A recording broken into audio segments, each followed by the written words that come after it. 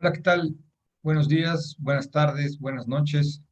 Una vez más con ustedes en Corolario Mediático. Miren, el estudio de hoy va a ser nacional. Sucede que traíamos un link, traíamos un estudio internacional sobre Estados Unidos, Afganistán, luego ya nos fuimos a final de cuentas a Taiwán.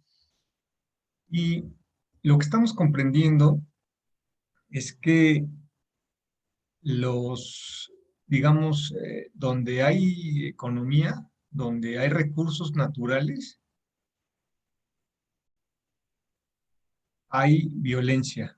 Esa es la conclusión del trabajo de hoy. Entonces, para llegar a esta conclusión, entre otras cuestiones que se nos van a acercar, yo quería identificar, y después de una charla de escuchar al maestro Jalife, comentaba que era muy parecido, si no es que idéntico, los grupos terroristas que estaban en Afganistán a los que están en el norte de México, en Sonora, por la cuestión del litio, que en algún momento vamos a hacer una charla de eso, un análisis sobre litio y las tierras raras. Ese ya está agendado. Tenemos por ahí un colaborador que ya nos hizo el favor de entregarnos algo de información y con algo que pueda su servidor, seguramente lo vamos a lograr. Entonces, el objetivo de hoy es, primero, dilucidar si son lo mismo y después si no lo es. Y si no lo es, entonces, ¿qué es? Y cómo se puede disminuir, a final de cuentas, ese, ese problema, ¿no? Es un cáncer que tiene el neoliberalismo, se puede decir, ¿no? Se puede presumir. Y miren, la idea primero es saber si es o no es, si el terrorismo es lo que hacen los narcotraficantes en México. Y creo que en vez de pensar de que sea el narcotráfico, la violencia delictiva, se puede más bien pensar en un narcoterrorismo, porque ya cuentan con elementos que pueden hacerse un símil con el terrorismo. Incluso ha habido consecuencias cuando Trump le dijo a, a López Obrador que le podría prestar a su ejército o enviarlo después del asunto que se dio en Sonora por los Levarón. Y después estuvo muy pesado el asunto del hijo del Chapo, en el que de plano el presidente lo soltó, ya lo tenía detenido y lo mandó liberar para que no pasara a mayores. Ha dicho el presidente, ¿no? Que había gente inocente que iba a morir. Entonces, algunos analistas sí hablan de terrorismo, pero yo quisiera hacer la diferencia entre uno y otro después de una, digamos, sencilla investigación, ni siquiera fue tanto, en el sentido de que la diferencia existe entre el narcoterrorismo y el terrorismo en los fines.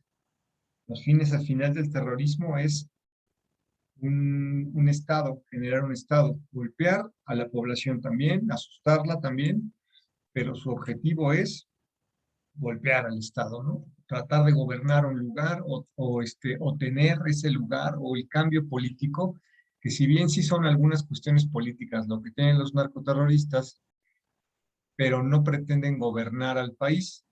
Y en el caso de los terroristas, como las yihad, sí pretenden poner un califato.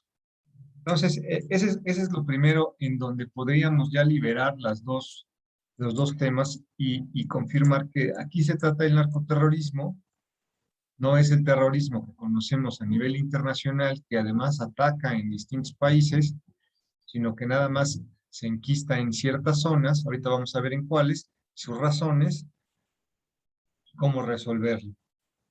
Y qué es lo que está haciendo el país para resolverlo, porque esa es otra cuestión. Afortunadamente, dentro de esta investigación podemos analizar esos dos elementos. Tres, ¿no? Ya con la revisión. Bueno, entonces vamos allá. Voy a compartir pantalla con ustedes y vamos a nuestro análisis del día. Miren, mi sistema que voy a utilizar hoy, mi método de investigación, es un sistema de modelación y análisis lógico-deductivo con base a un modelo colombiano.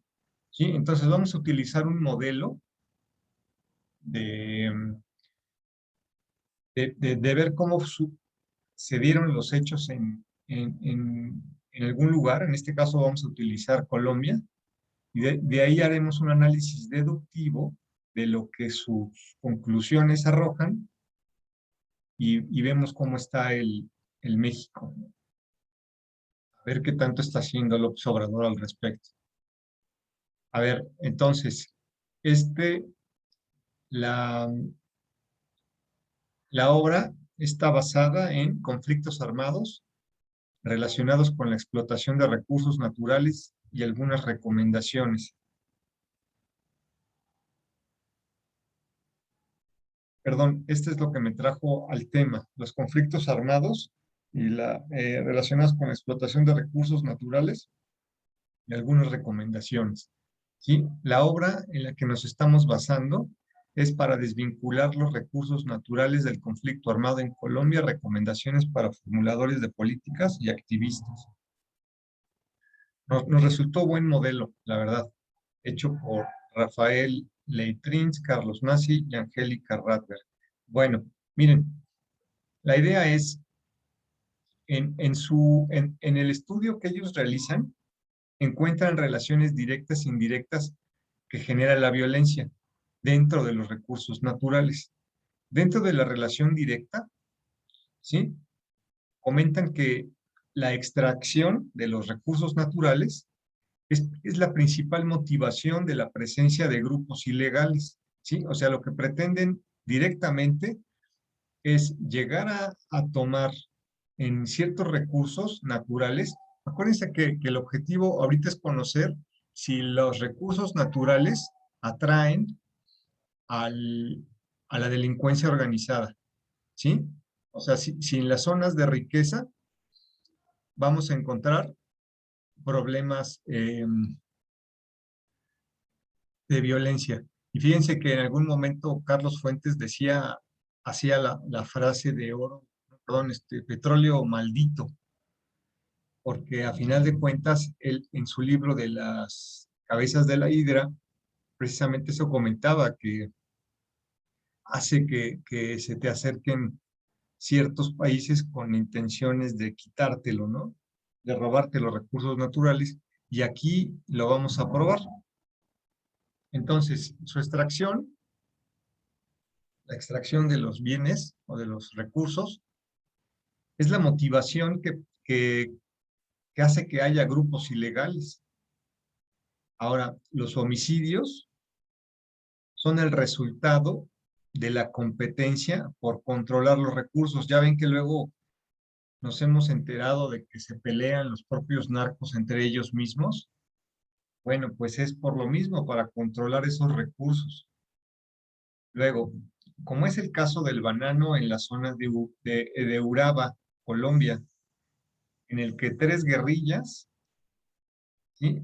En este caso le ponen guerrillas de izquierda, las Fuerzas Armadas y las revolucionarias, las FARC, perdón, las izquierdas revolucionarias de Colombia, el Ejército Popular de Liberación y los grupos paramilitares de derecha se disputaron el territorio, generando desplazamiento forzado poblacional. Y fíjense, ese es otro asunto que genera la violencia o los lugares que tienen riquezas naturales. Cuando llegan a pelearse digamos, la delincuencia organizada con los de izquierda o con los independientemente de qué ideología tengan, lo que generan, como lo que vimos ya en Siria y lo que está pasando en Afganistán, por supuesto, y en todos los lugares en donde haya violencia, que haya desplazamiento forzado de la población.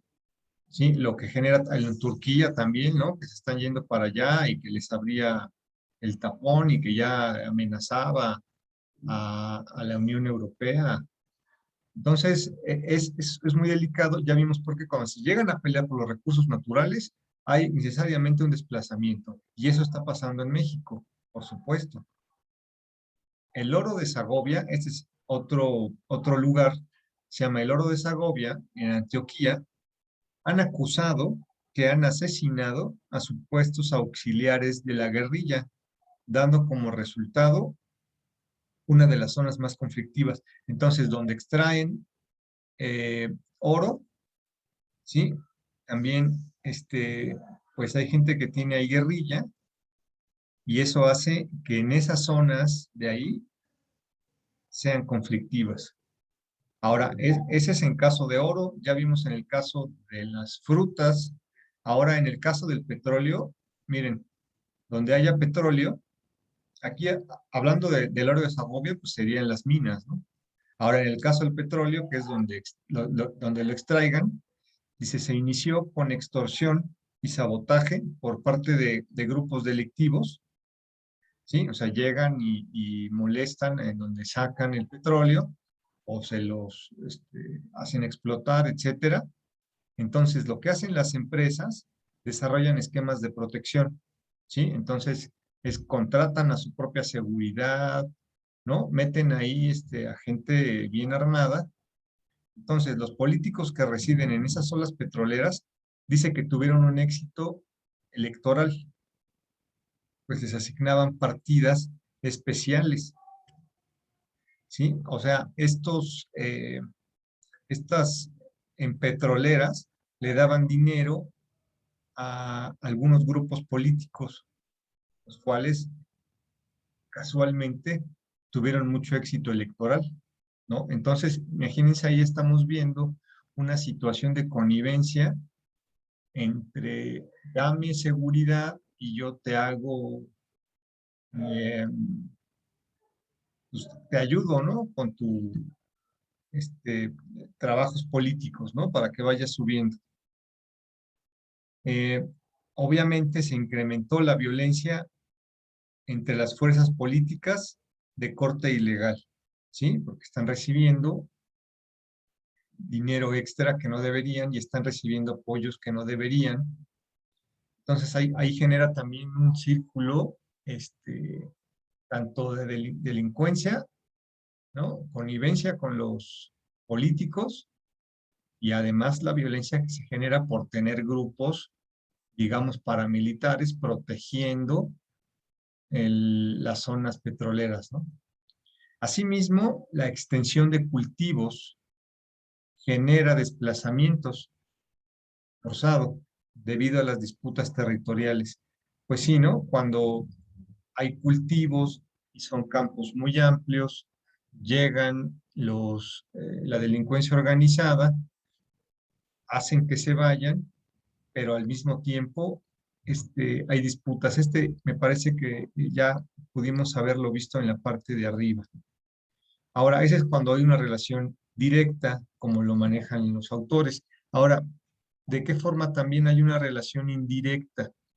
¿Sí? En relación a la violencia que se genera por tener recursos naturales en algún lugar. Dice, es cuando los actores ilegales no llegaron motivados por el recurso, o sea, digamos que no vivían ahí, perdón, vivían ahí, no llegaron a establecerse, sino ya estaban ahí, pero al estar ahí hacen que se prolongue el conflicto. El ferroníquel en Montelíbano, todos en Colombia, ¿eh? La guerrilla de izquierda, la minera, utilizó un grupo paramilitar vinculados al narcotráfico y la élite política local para protección y ganaban mediante un esquema de salud público. Fíjense, aquí son tres temas, ¿no? O sea, primero, la minera contrató a un grupo paramilitar, como lo vimos, ¿no? con las petroleras, pero aquí vinculados al narco, ¿no? O sea, no necesariamente van a contratar a militares que estén libres, ¿no? ¿Cómo les llaman a estos? Ahorita me acuerdo cómo les llaman. Bueno, pero entonces también se pusieron de acuerdo con los políticos locales para protección, ¿sí? Y estos a su vez, para los de ferroníquel, les daban dinero a los políticos diciendo que le iban a dar dinero a través de a la salud pública, ¿sí? Entonces ahí estamos viendo un asunto de corrupción, de que están metiendo al narcotráfico y están corrompiendo al Estado, ¿no? Entonces, las mismas decisiones cuando se dejan se van haciendo, digamos, se están pudriendo, ¿no? Se hacen peores, se perjudican. Ahora, ¿qué otro indirecto? La lucha de las minas de esmeraldas, imagínense, minas de esmeraldas, interesante. En Boyacá, en el 60 y en el 80, hubo violencia por el control de las minas entre familias locales y sus milicias privadas. A estas les llamaban Guerra Verde. O sea, las dos familias querían el control de dicha mina, imagínense el dinero, entonces cada familia contrató una guerrilla, grupo guerrillero, y causaban violencia entre ellos, obviamente con todos los problemas que esto causa alrededor, ¿no? Desplazamiento, más violencia, pobreza, este, ¿no? Muertes, etcétera. Y a esto, a este tipo de guerras entre familias, y ya le llama guerra verde, y bueno, es el método indirecto de que se generan la violencia en los lugares en donde hay riqueza em, natural, ¿no? ¿Qué más? Dice, ¿qué otro factor hace que se acerquen los grupos delictivos? También el aislamiento nos marca aquí el tema. Miren, la tesis. Dice, la investigación. Dice, en Colombia, en los 90 hubo un boom cafetero, plataforma para el desarrollo social, pero debido a la industrialización, esos campos fueron tomados por el crimen organizado. Entonces, en un momento, el Estado apoyó a, a los grupos cafetaleros, pero después ya no los apoyó. Entonces, esos lugares quedaron, como dice aquí, aislados. Y obviamente, pues fueron muy fáciles de ir quedan como páramos que son fáciles para que la delincuencia organizada los tome para cultivar su hierba, para utilizarla como laboratorios, etcétera. También grupos paramilitares al servicio de terratenientes que propician a través del terror el desplazamiento forzado para plantar en esa tierra, ¿sí? Entonces, gente que de plano, que son como terratenientes, ¿sí? Con muy poca ética, pues generan el terror en determinada localía con el objetivo de quedarse con esas tierras para poder plantar. Entonces contrata militares, ¿no? O paramilitares, mejor dicho, que no son lo mismo, que es, digamos, un grupo armado contratado para acabar con determinadas personas, pero con entrenamiento militar. Que todavía no me acuerdo. Ahorita lo busco. Le pongo pausa si es necesario para buscarle lo que hacen. Incluso esa gente que les comento están metidos en Afganistán, que es comentan que es un problema. Déjenme buscar. Ya esa es la ventaja del Internet, ¿no? Sí, son los mercenarios, ¿no? Los llamados mercenarios. Y esos son militares que son contratados de élite, por supuesto, contratados por determinado, ya sea Estado o privado o público para que defienda sus colores pues pueden hacer cualquier acto de protección o de ataque. Y esos pues existen.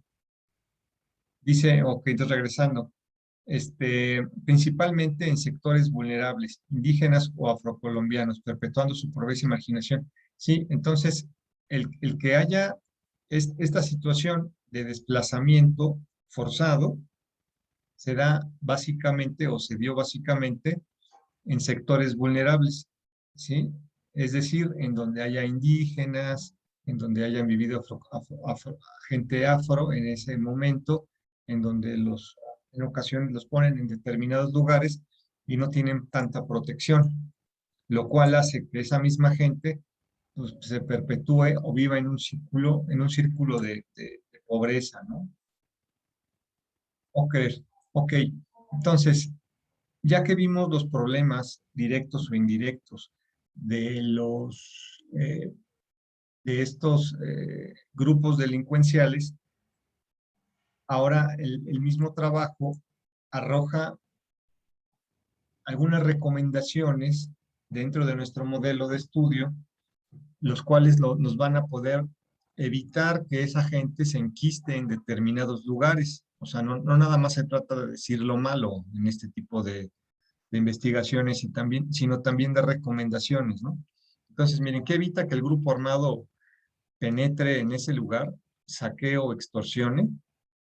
Primero, existencia cercana de instituciones fuertes que proporcione seguridad, servicios básicos, seguridad social a los trabajadores. Servicios básicos, pues es luz, agua, teléfono, ¿no? Todo lo que nosotros necesitamos para sobrevivir, mercados, etcétera, ¿no?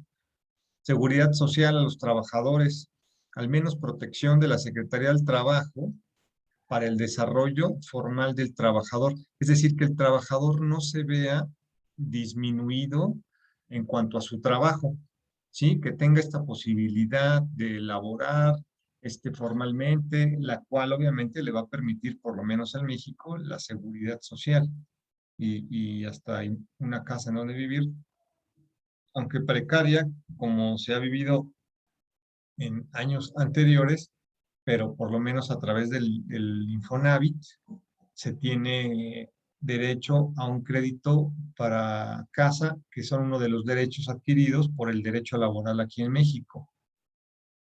Bueno, ¿qué más? Que haya reglas de comercio internacional, ¿sí? O sea, que el Estado propicie que estas mineras o estos centros de trabajo en donde se vive, por ejemplo, aquí en México las textileras, que tengan reglas de comercio para la venta de productos, porque esto genera mejores condiciones de trabajo y por ende mayores ingresos para los trabajadores, ¿sí? O sea, el hecho de que entre mejor la empresa sea y tenga mejores reglas para lo que va a vender, ¿sí? Va a hacer que la propia empresa tanto remunere mejor a sus trabajadores como ponga mejor infraestructura y eso pues, lo protege a la misma persona de ser eh, tomado o cooptado por estos grupos delincuenciales o el interés de irse, ¿no?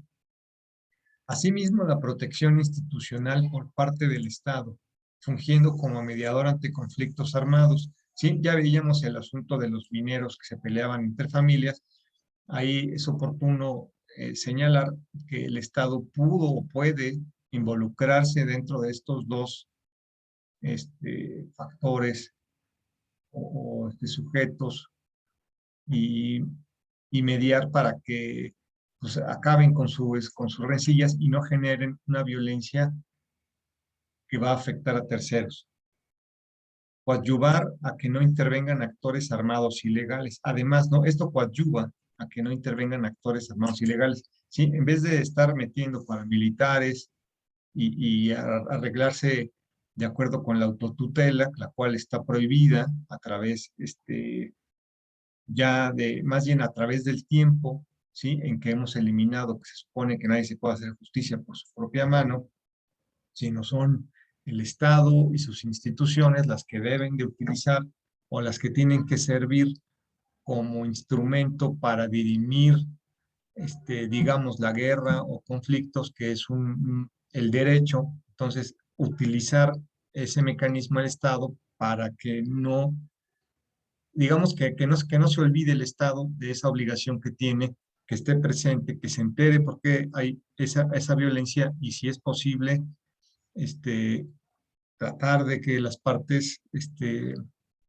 medien en vez de estarse peleando con paramilitares, que generalmente lo que genera es más violencia. Una guerra va a generar más violencia, y esa es la situación, que entre más se van haciendo contestaciones uno al otro, pues es peor. Y afecta obviamente a terceros, como ya lo comentábamos. Las zonas afectadas por el crimen organizado, que antes tuvieron plantíos, podrían tener preferencia en programas del Estado, como empleo público, no solo subsidios, ¿sí? Entonces, esa gente obviamente tuvo plantíos y ahí están, ¿no? Vamos a suponer, antes de irse, o las que se van. Pero entonces, esa gente que está desplazada, ¿sí? El gobierno debería de acercarles programas de apoyo, pero en un empleo público, para efecto de que tenga un ingreso, y no solamente pensar en regalarle dinero y ya, ¿no? Entonces es importante que toda esta gente que las dejan sin tierras, que les dieran un trabajo para que puedan defenderse ante la vida, ¿no? O al contexto. En el caso de los desplazamientos, porque al final de cuentas esta gente pues es carne de cañón, o son balas para los próximos narcos, tanto porque les ha ido mal en la vida. Es probadísimo de que cuando te va mal en la vida, sufriste, pues ahora te quieres desquitar de esa sociedad que no quiso ser tu aliada. Entonces el Estado, en ese sentido, con esas decisiones, puede hacerle sentir a la persona que no está sola, que lo está apoyando, y que por lo menos para sobrevivir va a tener esta capacidad, ¿no? Este ingreso económico. Ahora, en el caso de los desplazamientos forzados, valdría la pena programas de escrituración de tierra, ¿sí? O sea, a través de notarios empezar a meter, a que a la tierra le pongan los nombres, para efectos de que, aunque se vayan, siguen siendo sus inmuebles, y esperan un poco a que después, a que si acaso pues, se van, se pelean, ya no están, o ya ven que esa vida del crimen organizado es efímera, ¿sí? Entonces, en ese tipo de lugares, promover la escrituración para que posteriormente puedas regresar, porque después, imagínate, te vas, regresan y te pasa como a los palestinos, ¿no? Este es mío, esto era mío, este es tuyo. Y si ya hay un documento ya que avale eso, pues es mucho más fácil, ¿no?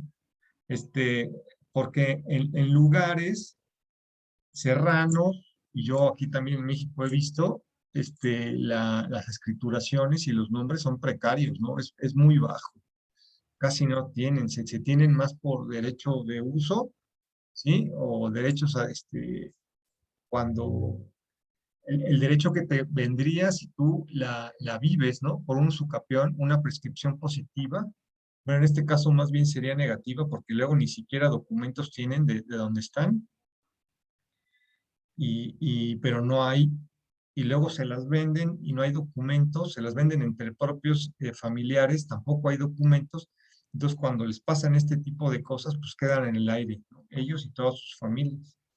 También recomiendan que haya congelamiento de precios de territorio para evitar ventas fraudulentas cuando las liberan los inmobiliarios y quieren más territorio. Y eso, por ejemplo, fíjense que está pasando ahorita algún conflicto, bueno, una polémica ahí con el astillero y el presidente, de que estuvo señalando que hay lugares, ahorita le hizo el señalamiento de un lugar en San Luis Potosí. Hoy salió también otro en Querétaro, en donde la gente se está sintiendo desplazada por las inmobiliarias que quieren llegar ahí en lugares donde se supone que hay protección y no se puede vender, ¿no? Entonces se supone que lo que pasó como con Salinas, que liberó muchos lugares o ejidos en donde había una protección dentro del grupo y no se podían vender estos ejidos. Y cuando los libera, mucha gente empezó a vender y a irse de sus parcelas, dejar su trabajo de campesinos e irse a probar a ciudades y hacerla como lo que marca la película del Mil Usos, ¿no? Que van sufriendo y se pudieron mejor haber quedado en sus tierras, pero debido a que el propio sistema no les compraba y sufrían en estos lugares, pues tenían que emigrar. Pero entonces, para evitar este abuso que pueden llegar a tener las inmobiliarias de llegar y comprar incluso a precios bajos, hacer el 2 por 1, etcétera,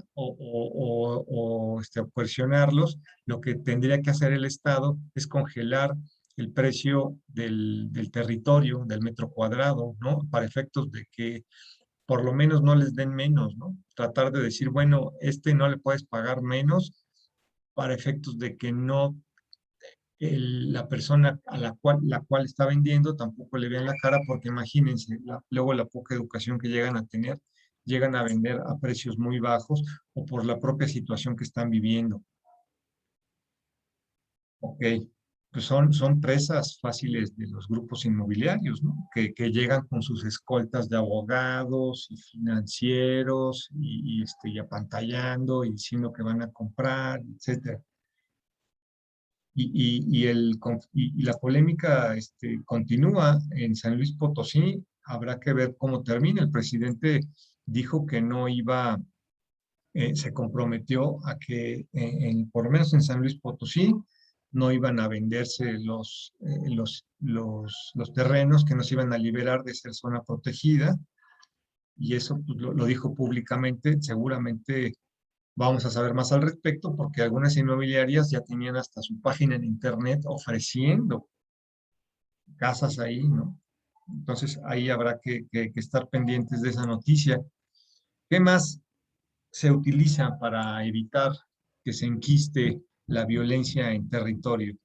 Dice, cabe reconocer que la inversión extranjera directa, por considerarse estratégica, ayuda a que en los lugares que se va a realizar apoye al desarrollo. ¿Sí? Este es importante, aunque aunque hemos visto que la inversión extranjera en ocasiones es abusiva, ¿sí? Pero al menos garantiza que ellos ya están viendo en dónde van a invertir y en qué se va a invertir. Por lo tanto, el propio Estado lo considera estratégico. Entonces le va dando lugares específicos para decir, bueno, aquí voy a meterlo y además voy a estructurar algo, ¿sí? O sea, hace de esa inversión, dónde se va a dar para que desarrolle las zonas en donde se va a dar. Por eso se considera eficaz o buena a grandes rasgos, benéfica para un país que haya inversión extranjera directa.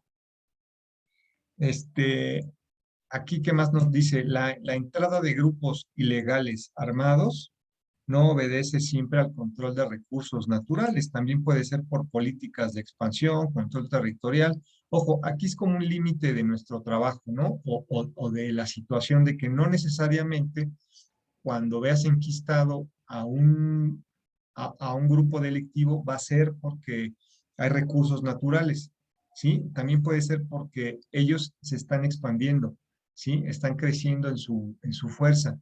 ¿Sí? O quieren controlar un determinado territorio, ¿sí? Para determinados hechos.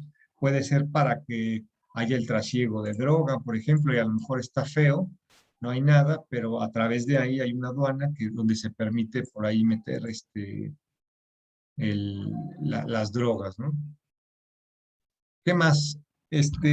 Ahora sí ya pasamos al segundo tema, que es después de deductivamente, es decir, tomando en cuenta estas premisas como premisa mayor, ¿qué es lo que está haciendo, o estas recomendaciones, qué es lo que está haciendo México en relación a disminuir la violencia que tenemos en el norte del país, en ciertas partes que ahorita vamos a ver, en ciertas partes de la República? ¿Qué es lo que está haciendo?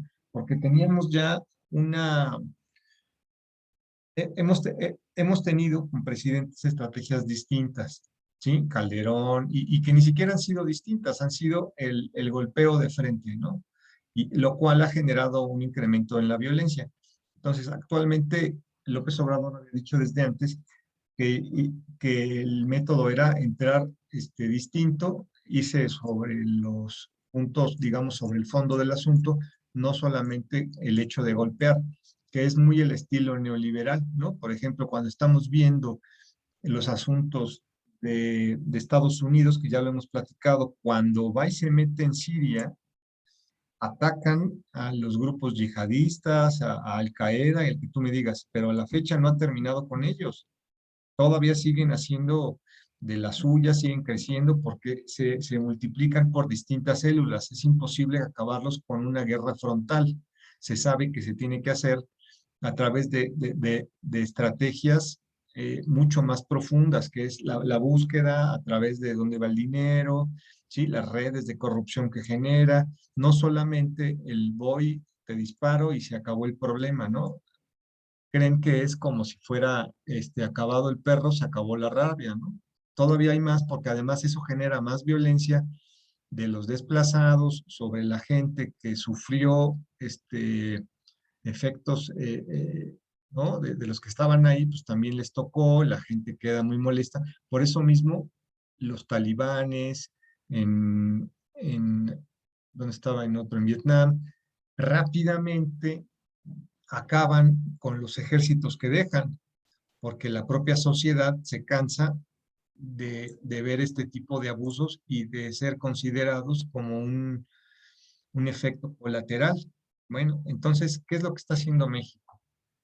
Yo aquí puse unas preguntas, pero más que las preguntas, voy a poner las deducciones o las premisas mayores dentro de la investigación para saber, con base al modelo colombiano, si México está aplicando esas recomendaciones. Obviamente nosotros, o sea, no hay una conversación entre el presidente y ellos, sino saber si con el modelo que ocupamos posiblemente nos acercamos a decisiones que el presidente lo puede utilizar como recomendación, ¿por qué no? O saber por ahí si los está utilizando. Dice, en un estudio con estadísticas hasta el 2016, México se encontró que donde hay más violencia derivada del crimen, donde hay, o sea, el, en un estudio se encuentra que donde hay más violencia en México es, o de acuerdo a lo que se sabe, ¿sí?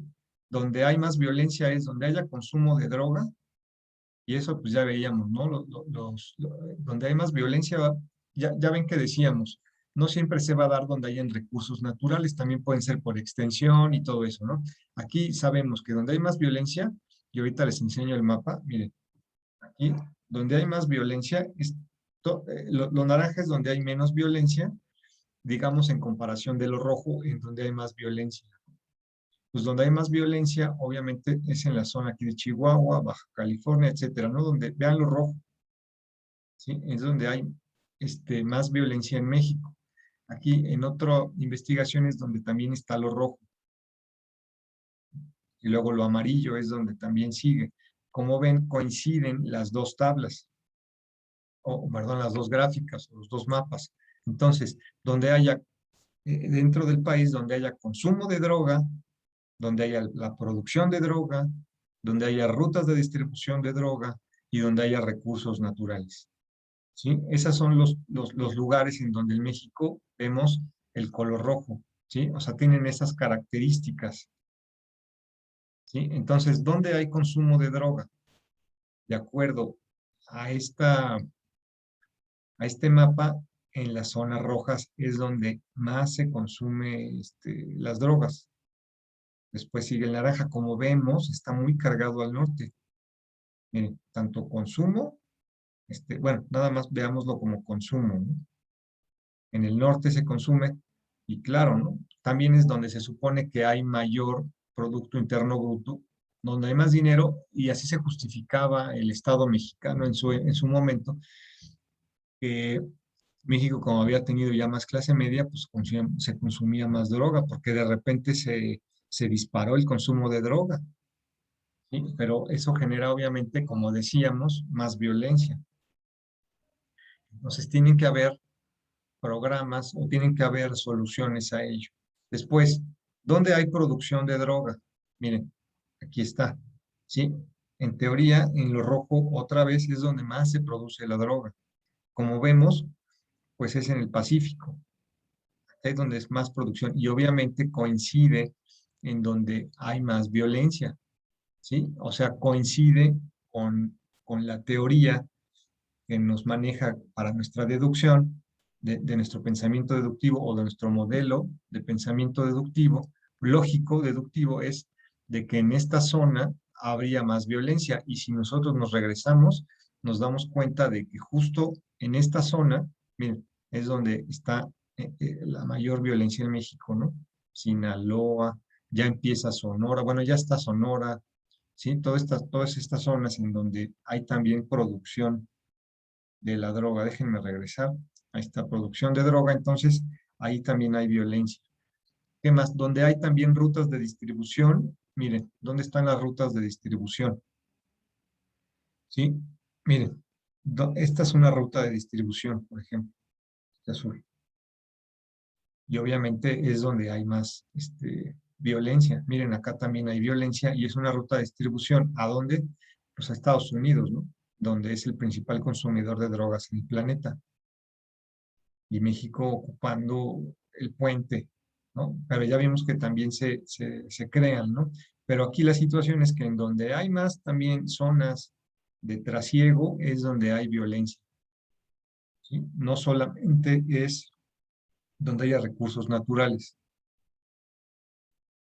¿Qué más? ¿Quiénes gobiernan en esas zonas? Aquí pues, principalmente yo veo más rojos, esos son los Zetas y estos son gente, exmilitares, ¿no?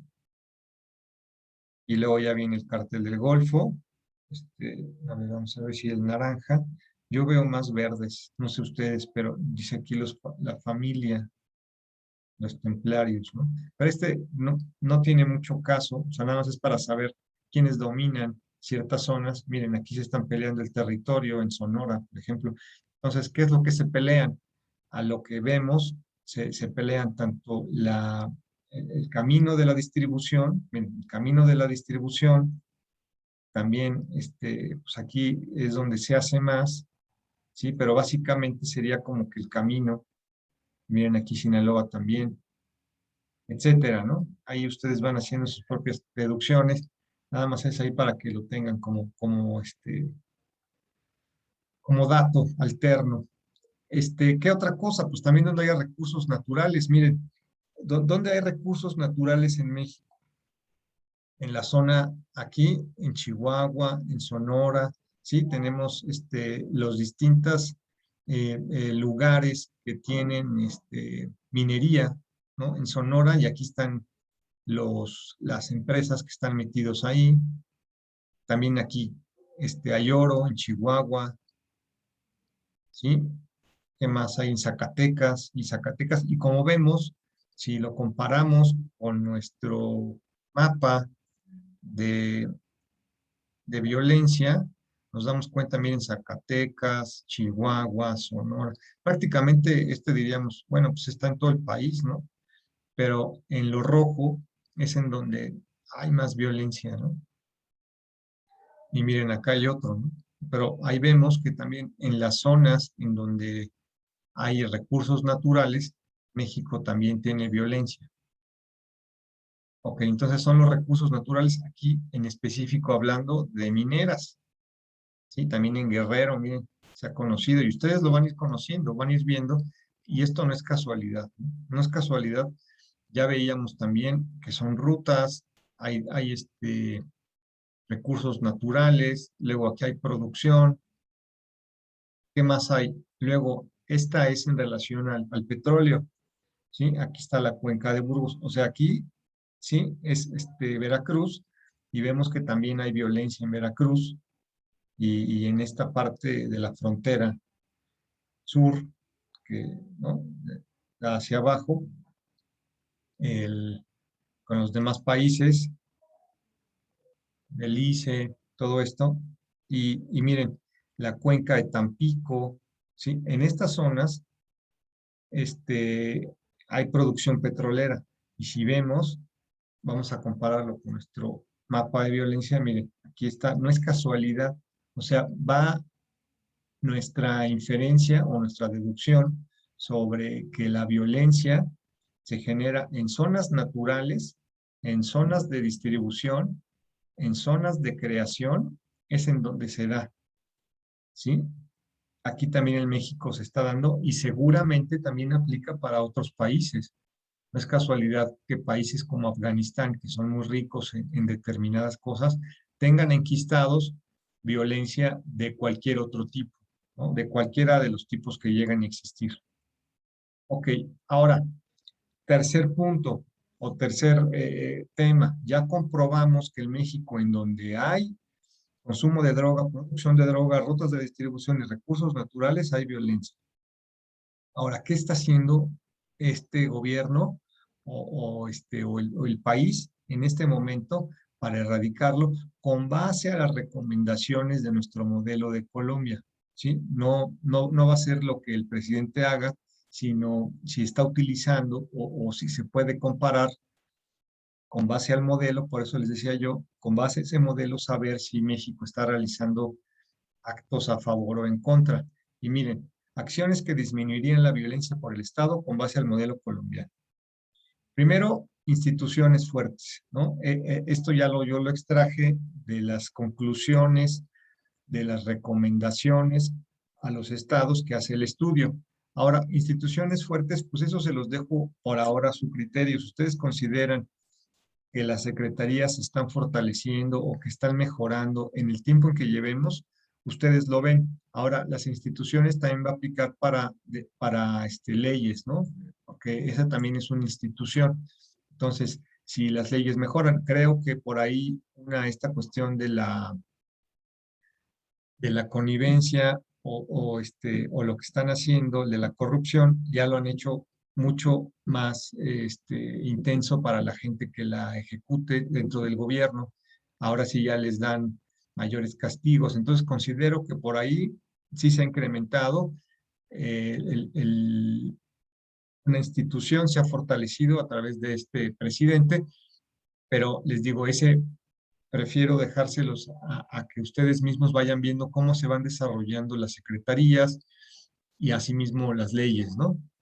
Ahora, mejora de contratos laborales, ¿no? Que eso era también parte de los objetivos, ¿no? Que decían, mejoren a los trabajadores para que ganen más, para que tengan empleos formales, que no lo vean todo al garete, que sean mejores, ¿no? En ese sentido, en México, ¿qué hemos visto?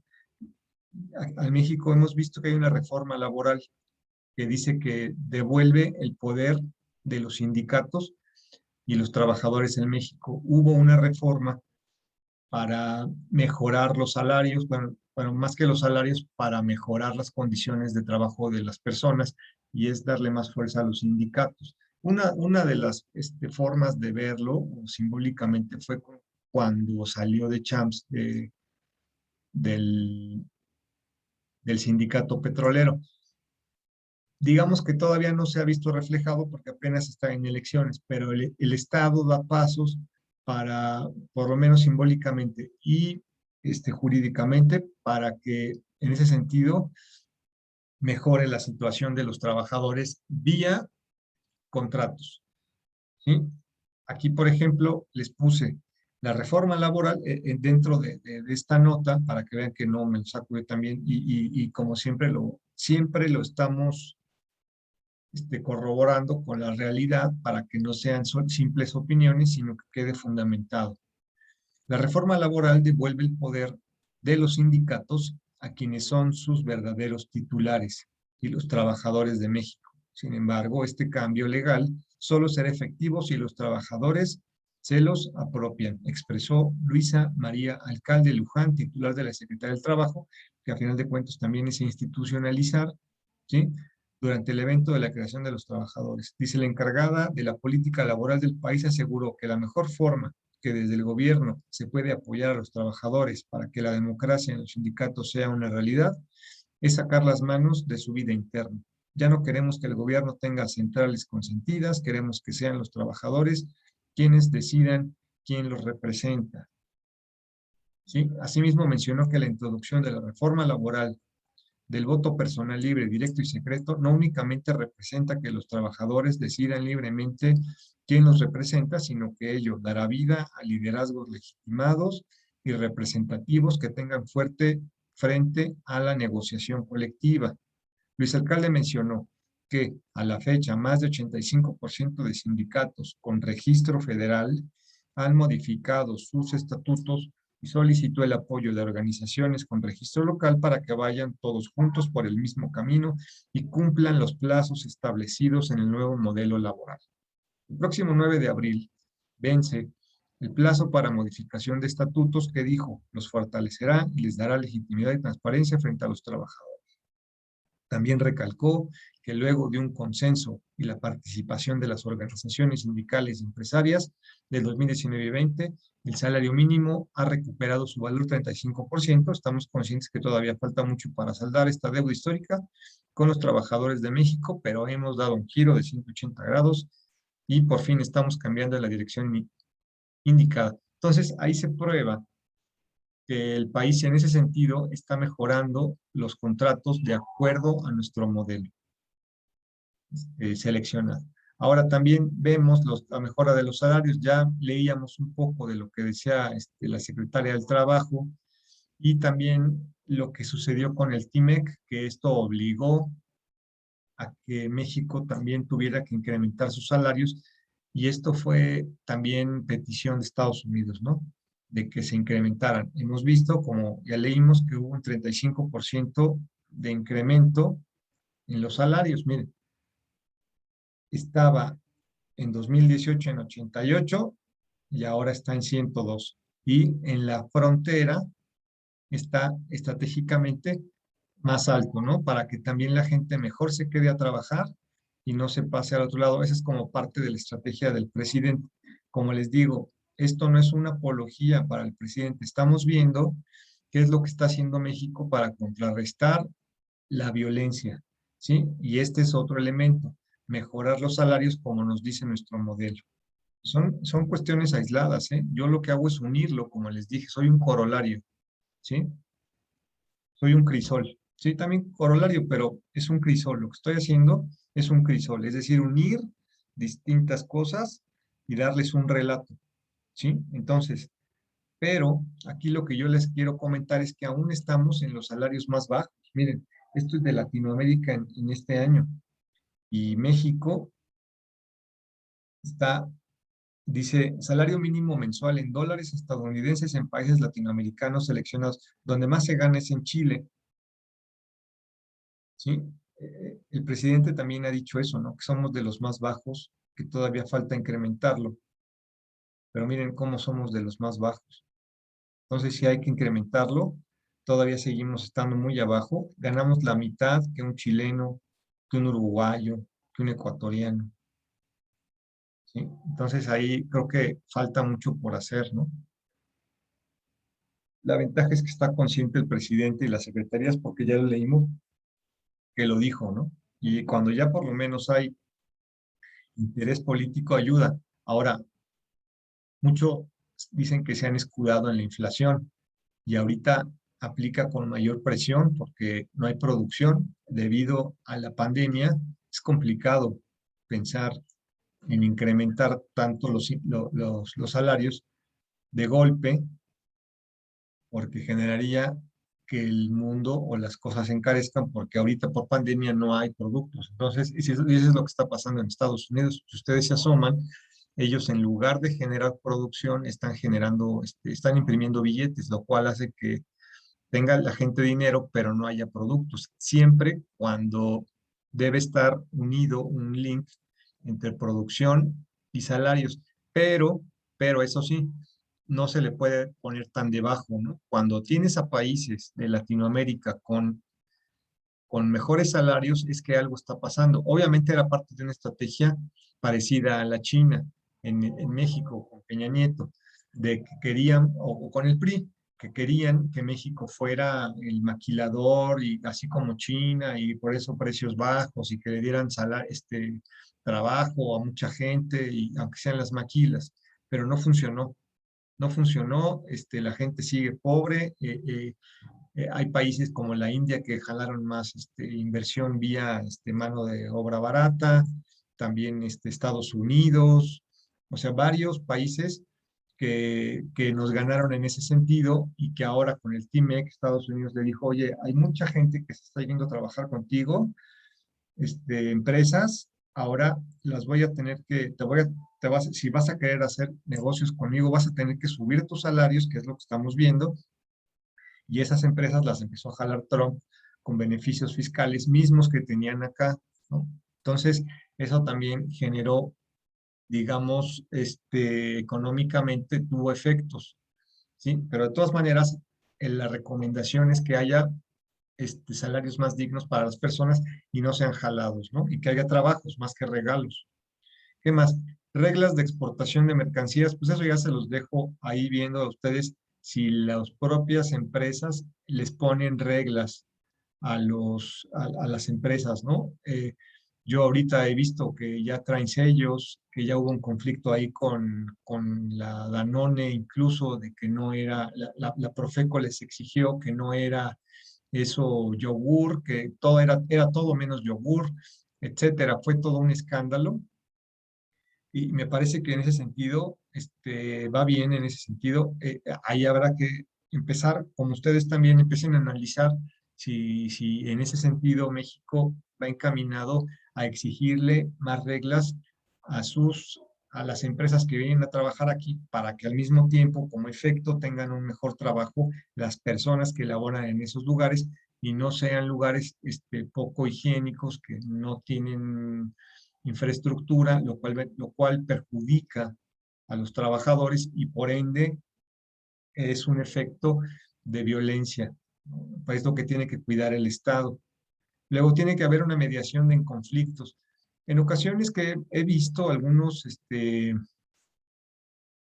mañaneras, luego llegan los periodistas y le consultan a López Obrador y le dicen, oiga, es que acá tenemos violencia, y de repente él sí comenta que son conflictos entre familias o pueblos. Entonces yo ahí lo dejo nada más. No me quise meter a saber cómo enterarme si hay un conflicto entre dos pueblos generados por reyertas entre ellos, ¿no?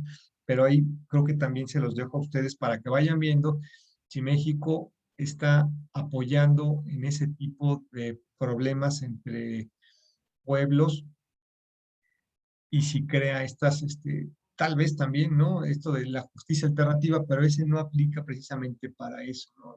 La justicia alternativa es para evitar el proceso largo de un juicio. Pues la justicia alternativa es nos ponemos de acuerdo aquí para no irnos allá, y ya con eso llegamos con la sentencia con el juez, pero eso es distinto. Aquí sería que hablen con las personas y traten de hacer que lleguen a una conciliación entre las partes, pero por parte del Estado, para que tenga esta capacidad y no los deje a su libre albedrío, o a la autotutela, la cual está prohibida, y haga que se empiecen a expandir estas ondas y genere sus efectos negativos en la sociedad. También lo dejo abierto para que ustedes también estén pendientes. ¿Qué más? Programas de apoyo laboral en zonas marginadas, ¿sí? O sea, eso es lo que decía nuestro modelo, que haya programas en donde les dé trabajo a las personas y no solo les regale el dinero, ¿no? De esas zonas que se ven afectadas por el narco, que se van. Y yo les traje esta nota, o, o esta situación que está haciendo México o López Obrador. Es curioso porque, miren, se llama Sembrando Vida, él ya denominó Sembrando Vida, y este es un mapa del 19 y del 20, en los lugares en donde está dando este trabajo. O sea, es un trabajo de sembrar árboles en determinadas zonas. Y fíjense cómo es curioso que lo que se alcanza a ver es que son en las zonas de conflicto. Eso es algo muy bueno, me parece excelente, porque le está dando trabajo a zonas en donde hay violencia. Miren, si vamos a nuestro mapa de violencia, Quédense con ese y ahora vean este otro. ¿Ya vieron?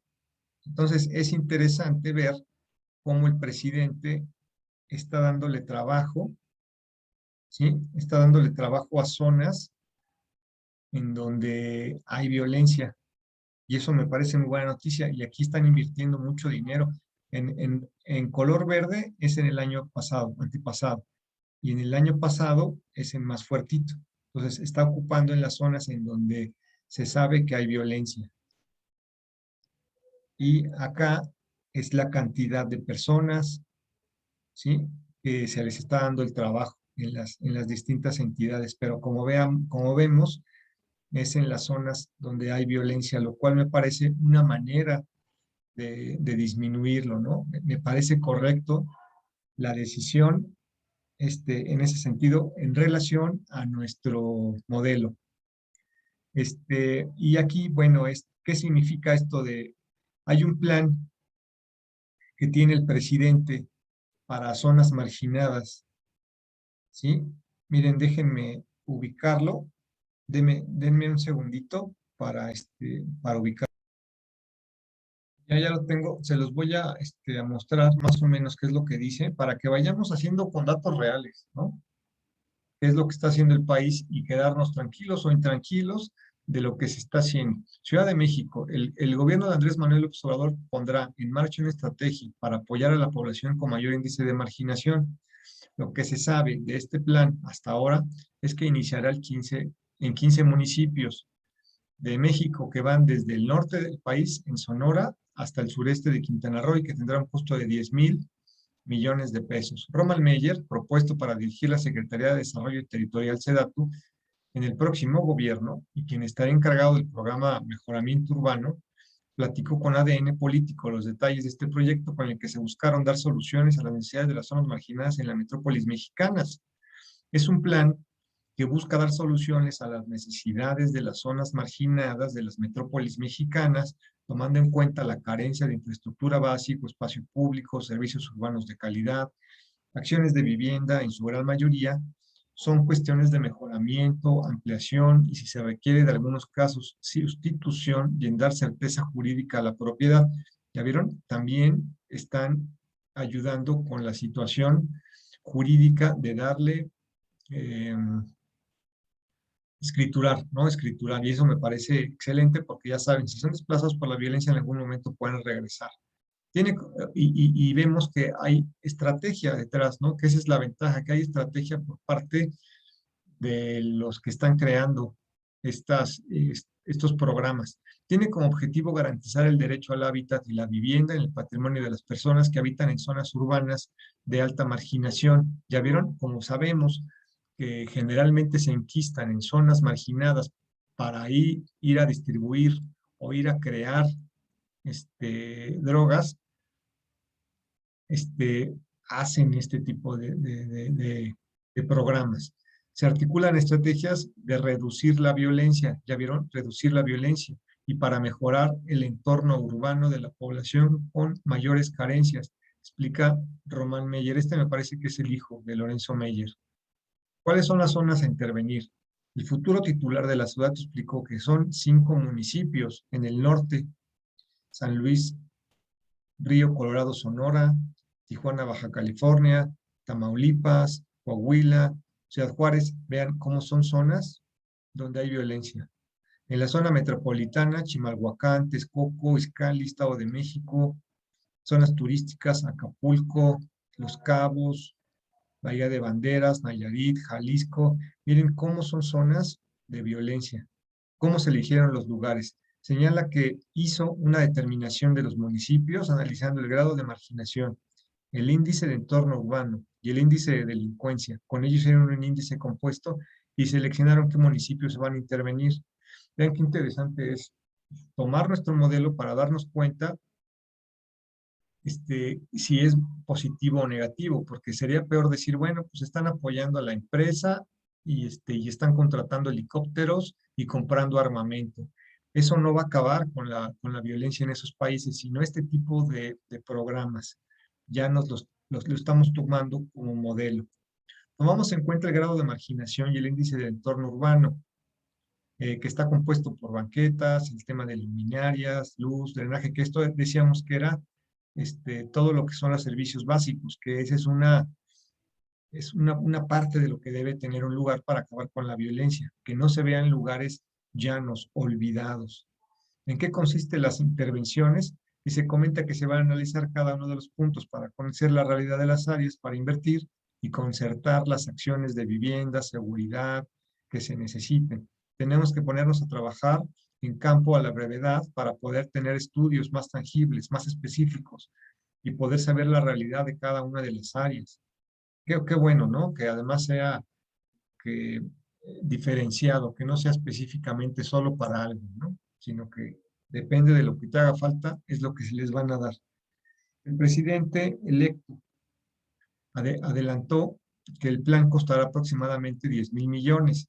Este presupuesto es el que tiene la seguridad en México en un año, 10,000 millones. Dice, como primera etapa, por su parte, Meyer comenta que van a trabajar con los gobernadores y presidentes municipales para ver de qué forma pueden colaborar con los estados y municipios y ellos puedan sumar más aportaciones y así tener una bolsa más grande para las intervenciones. Ahorita lo hemos de dividir de forma equitativa en un monto de 10,000 millones y tocaría 600,000 pesos aproximadamente a cada uno. Estamos viendo cómo va a quedar la intervención final con el polígono de intervención. Interesante, ¿no? La verdad es que me pareció muy bueno. Ah, miren, ya acabamos aquí la nota. ¿Cuándo estará listo? El próximo titular de la apunta que la reunión se dio con gobernadores en la frontera norte del Estado de México con López Obrador este miércoles. Fue un primer acercamiento para hablar sobre el tema y que hubo consenso al respecto. Todos se sumaron al programa en las próximas semanas.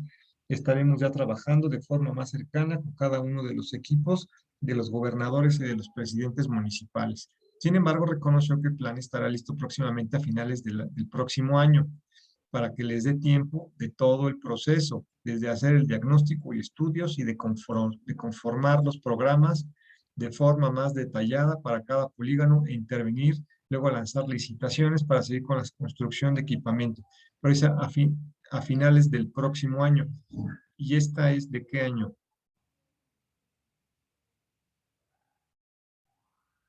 Jueves 13 de septiembre del 2018. Entonces, para el 19, digamos que para el 20, esto ya se tenía listo, ¿sí? Ahorita ya estamos en 21, habrá que, ahí les dejo el dato para que ustedes mismos vayan haciendo sus propias investigaciones personales y ya le den una visión específica, ¿no? De que esto lo que ayuda es a mejorar, a disminuir la violencia. Ok, entonces vamos de regreso a nuestro trabajo, ya estamos en lo último. Em, Programas de apoyo en zonas marginadas, ya está. Ahora, escrituración de tierras, pues ya vimos, ¿no?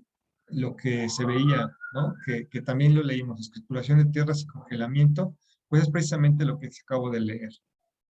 Inversión extranjera directa. Esto es importante. Acuérdense que también era importante porque ya se tiene estratégicamente en dónde se van a colocar ese dinero y se le cuida, ¿no? Miren, México actualmente, dice el economista, es de los mayores captadores, lo voy a hacer más cercano, es de los mayores captadores en inversión extranjera directa a nivel mundial en 2020, ¿sí? O sea, ya es de los países que más inversión está obteniendo en el mundo. Miren, es 1, 2, 3, 4, 5, 6, 7. En el lugar 7 del planeta es en donde hay más inversión. Y de América pues, sería como que el segundo después de Estados Unidos, ¿no? Entonces llega de los lugares en donde más se está invirtiendo, a eso se le llama inversión extranjera directa, es México. Y eso pues da gusto porque me parece que son pasos firmes para acabar con la violencia que al final de cuentas los beneficiados o perjudicados somos la sociedad en su conjunto para que evitemos situaciones como las que viven los desplazados de los distintos lugares que nosotros ya hemos hecho nuestras investigaciones. Miren, ¿y a dónde los están llevando ese dinero? ¿Hacia dónde está yendo? Principalmente está yendo a la Ciudad de México, ¿sí? Y aquí hay una lista. Pero miren en dónde están yendo otra vez. Y esto me parece excelente. están yendo a las zonas en donde hay más conflictos, en donde hay más violencia. Si recuerdan nuestro mapa de violencia, es en las zonas en donde hay violencia. Entonces me parece otra vez muy bueno que haya inversión estratégica ahí para evitar que se vuelvan páramos y que se enquisten ahí la violencia y continúe el narcotráfico adueñándose de zonas en donde la gente vive y que genera pues estos círculos, ¿no? Que va ampliando el problema. ¿Qué más? Ahora, inversiones por entidad federativa. Ahora, qué países son? Aquí ya lo podemos ver. Miren, Sonora, 53.5, Veracruz, ¿sí? Está Estados Unidos, España, Canadá, Francia, Alemania, en donde están invirtiendo cada uno de los países, ¿no? Por ejemplo, en Sinaloa es Canadá, también en Zacatecas.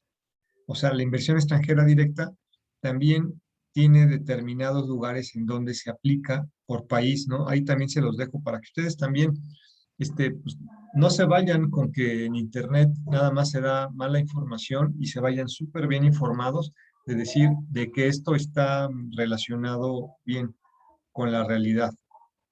¿Qué más? ¿Qué más tenemos ya para terminar? Visión extranjera directa. Ahora, ya que vimos toda esta situación y aplicado en el país, ¿qué resultados actualmente se ha dado? O sea, si ya vimos que todo esto tiene que dar una consecuencia, la implementación de estos programas, ¿qué consecuencias ha tenido hasta ahora a la mitad de su mandato? Miren, esto era es del 2015 al 2020. Él toma en el 2018 con su nueva administración, que es donde está esta línea. Entonces, lo que indica es que esto iba a la alza. Miren, la gráfica que llevaba de violencia, estos son los años, y estos son los índices de homicidios dolosos en el país. Veíamos que iba una tendencia a la alza. Miren, iba subiendo, iba subiendo, iba subiendo, iba subiendo, iba subiendo, y aquí cuando llega el presidente e implementa los nuevos mecanismos de estos programas que utilizamos deductivamente de un plan colombiano, vemos que por lo menos ya no lleva esta misma, que si lleváramos la misma tendencia estaríamos ahorita aquí, alrededor de 3.400 homicidios, y ahorita ya es 2.950.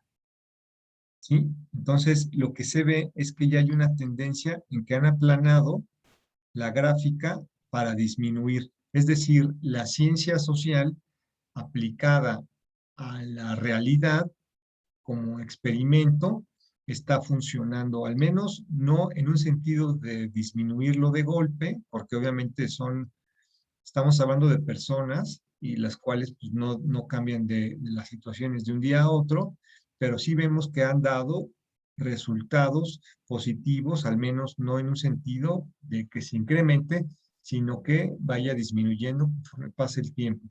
Ojalá, la verdad es que me parece que el tema de hoy acaba con buenas noticias, relativas buenas noticias, porque se sabe que ya hay un programa que en futuras administraciones se puede seguir respetando, lo cual haga que vaya disminuyendo. Y al mismo tiempo nos damos cuenta de que sí hay programas que hacen que esto no sea para siempre o que ya hay una forma de disminuirlo, porque en ocasiones uno dice, bueno, ¿y cómo salir de este hoyo de violencia? ¿Cómo acabar con el narcotráfico en México? O más bien con el narcoterrorismo para que no nos llegue a invadir Estados Unidos como lo hace en Afganistán, diciendo que son terroristas. Entonces, la manera me parece la justa, la correcta, creo que vamos en buen camino y a mi juicio me parece correcto. Esperemos que obviamente con el paso del tiempo esto mejore. Bueno, pues ya acabamos el día de hoy nuestra cita, nuestro análisis. Espero que les haya gustado.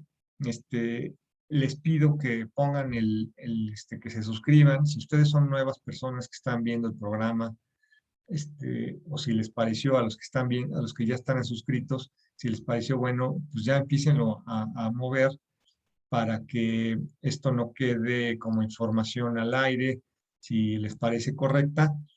Y los que les gustó y que ya están suscritos, pues pónganle like para que empiece a buscar nuevas personas este tipo de videos y cada vez seamos más y esto se vaya desarrollando y tengamos información correcta, que es lo que mucho hace falta en este país, y no solamente en este país, creo que en el contexto en el que vivimos, en el mundo.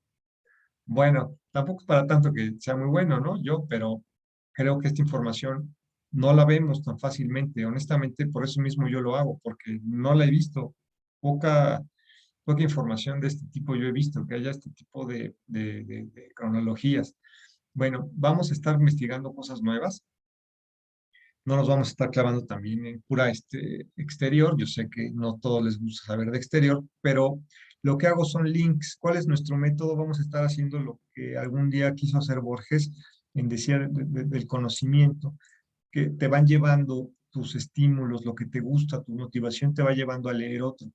Entonces, ahorita tengo pendiente, me gustaría entrar a Kosovo, porque quedó pendiente con lo de China, ¿sí? Y quizá lo de Bahía de Cochinos con Kennedy, ¿no? Que también fue una situación, es un video que ha gustado y fue una situación que también hizo que fue un golpe directo a la cuestión de Estados Unidos porque pues, 20 días después de eso, bueno, no 20 días después de la Bahía de Cochinos, sino en esa época fue en donde lo asesinaron.